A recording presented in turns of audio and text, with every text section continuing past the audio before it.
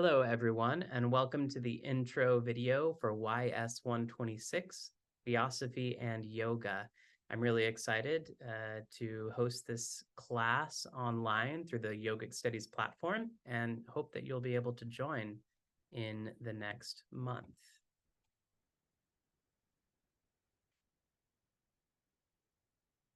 So, in this course, maybe you've heard about Theosophy, maybe you've heard about yoga, maybe you've heard about neither, but we'll be starting to explore many of the entanglements between the two.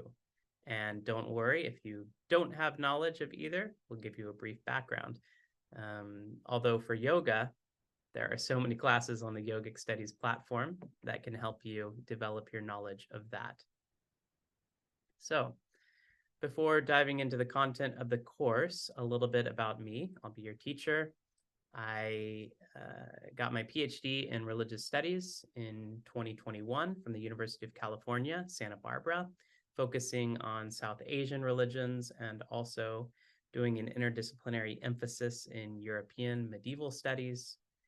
During that time, I studied Tamil rigorously and Sanskrit as well, and continued my Bengali and even took a Hindi class, though I'm still developing my skills on that. Don't ask me to have a good conversation in Hindi with you, please.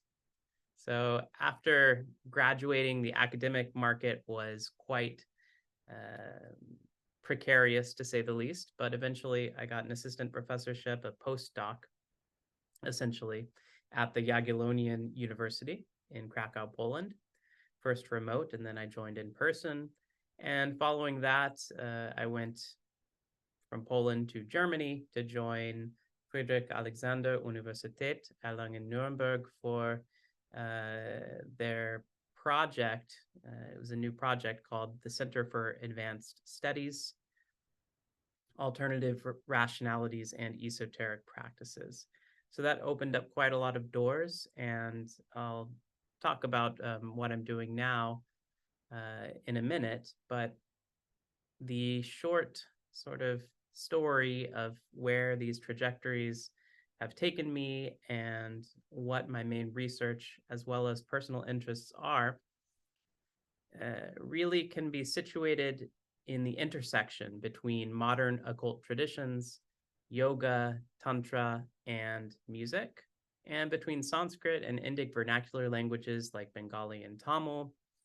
Also, a main point is that I appreciate exploring these connections with rigorous attention to the source material in original languages, so not just relying on English.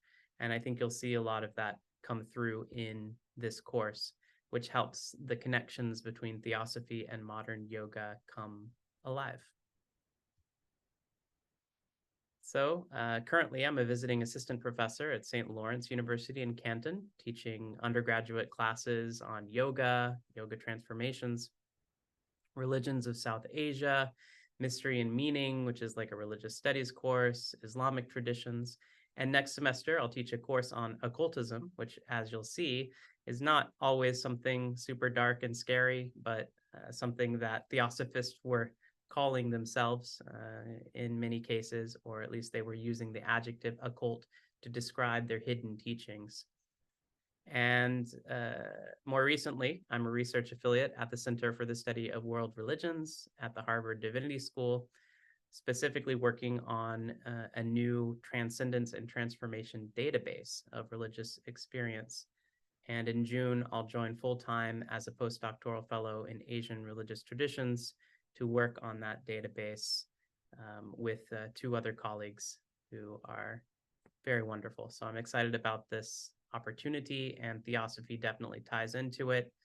We also, I also want to mention that I have a book coming out, which is Like a Tree Universally Spread, Sri Sabapati Swami and Shivaraja Yoga. You can see the cover there.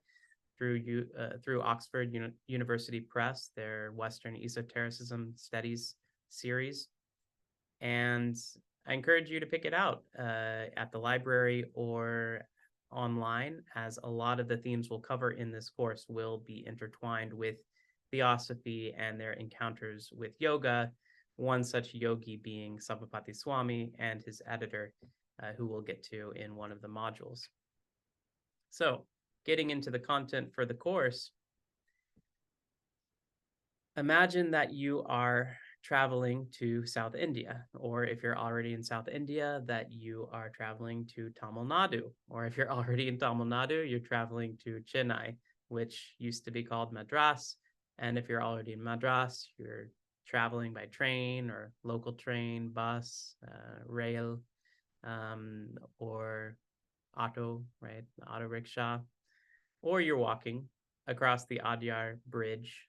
So the Adyar being a river there that lets out into the Indian Sea, I do believe.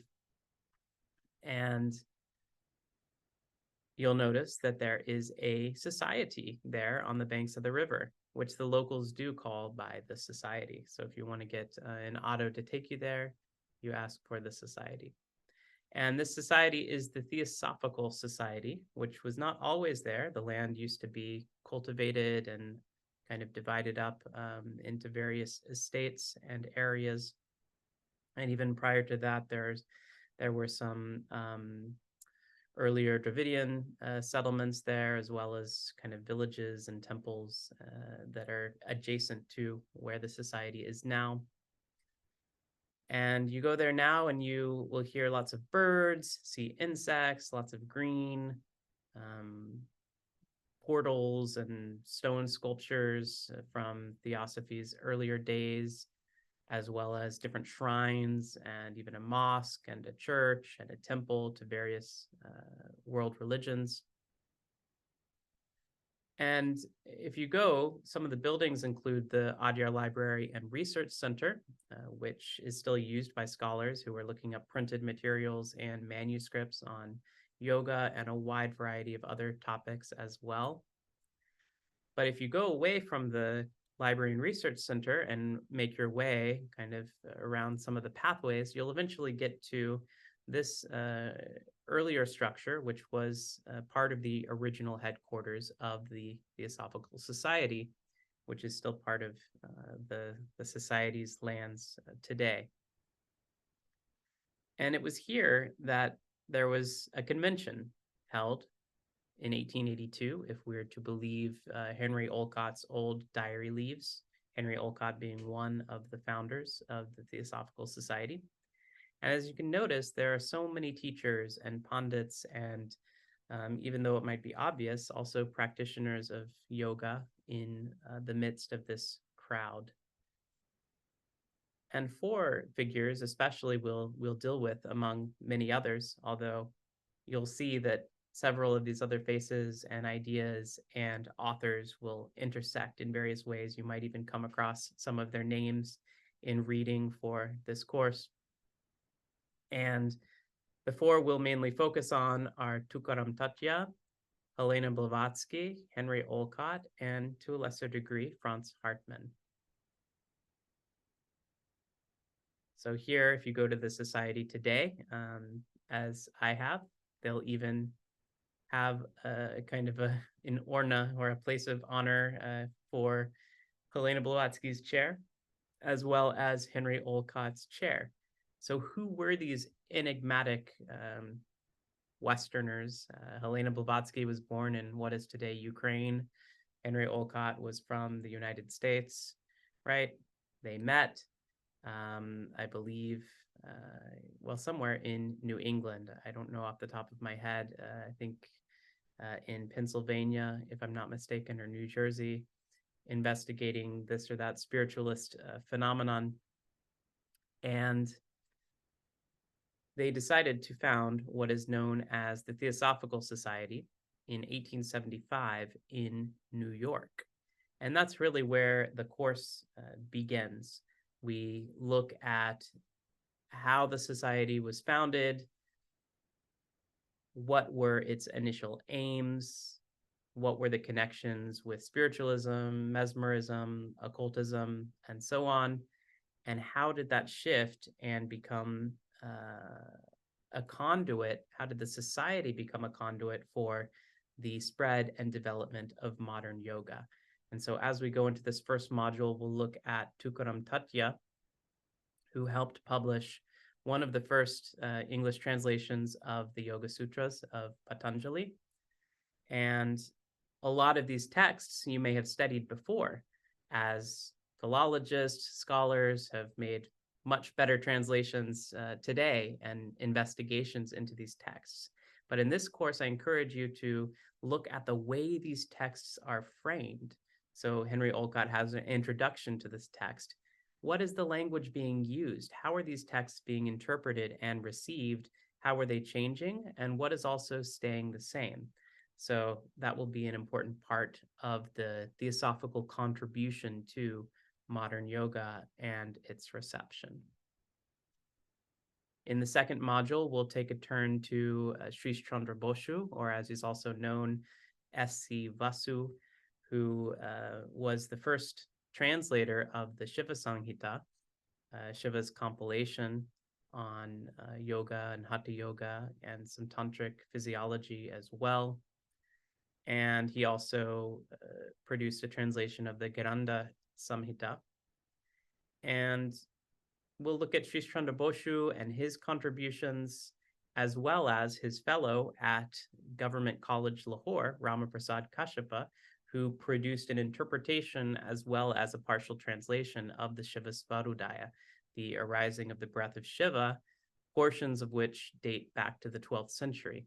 So we'll look at these yoga pundits who were deeply involved in the Theosophical Society, yet were translating and unearthing and publishing, disseminating extremely important texts on yoga, right? Not the only texts on yoga or on hatha yoga, tantra, but some of the most important ones that we still remember and understand today. In the third module, we'll look at some of the implications for these translation projects and examine Sri Sabapati Swami, who I mentioned earlier. And his editor was Sri Chandra Boshu, who we saw in the previous slide. But Sabapati Swami, though he never joined the Theosophical Society, he did translate some of his yogic ideas from Tamil and Sanskrit. It was this sort of Tamil-Sanskrit hybrid language called Ruby and Coral, Mani Pravalam. And he interpreted this practice of diksha really, from Sanskrit, as mesmerism. So we'll look at some of the implications for that and how that ties into the astral body, which we talked a little bit about in the yoga and esotericism class, but in this module, we'll dive in a lot deeper into Sabapati's actual techniques and how Henry Olcott interpreted those techniques and how this idea of mesmerism and bodily contact fit into this narrative of the development of the astral body or double that is so widely known and became a global concept today after Theosophy. And then in the fourth and final module, we'll look at Teleporgata Subaro, who was a Telugu author on Theosophy, but also known for having a positive view on Hatha Yoga. And so in his esoteric writings that were later collected, we have a short piece, Notes on Hatha Yoga, and also we'll look at his notes on the Bhagavad Gita and his notes on pilgrimage in India, and how that intersects with his interest in mythology, both Egyptian and Greek, so-called Hermetic teachings, and his writing under the name Solar Sphinx. So another example of a South Asian author using and embodying a theosophical vocabulary and expressing yogic terms within this vocabulary. So by the end of this course, you'll be conversant in the history and ideas of the Theosophical Society, one of the most important modern new religious movements that played a critical role in the development of modern yoga and its translocal spread outside of South Asia around the world. You'll be able to connect the dots back to a wide variety of living South Asian regional yogic traditions, as well as the texts that informed South Asian theosophical authors who often wrote in English, and you'll further appreciate the entanglements between modern yoga and occultism in the 19th and early 20th centuries and obtain insight into the cultural and social dimensions of this entanglement, or entanglements, plural.